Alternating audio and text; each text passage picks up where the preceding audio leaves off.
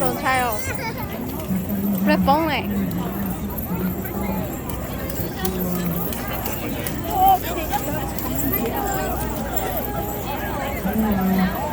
bóng chảo Ê, cho nhỏ căng mệt theo. giờ cái dao đại chạy rồi giờ giờ cho cái dao đại chạy Mẹ ái nó là lớn. cái sợi chảo Anh thôi. Đã luôn. Đã luôn.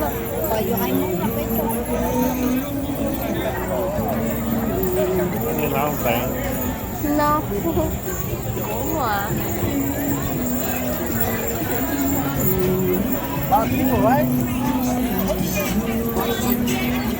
Mua cái nó tỏ dây bé, mua nó lẹp bé rồi à. một cái Được quá, mua nó bé à. 2 cây.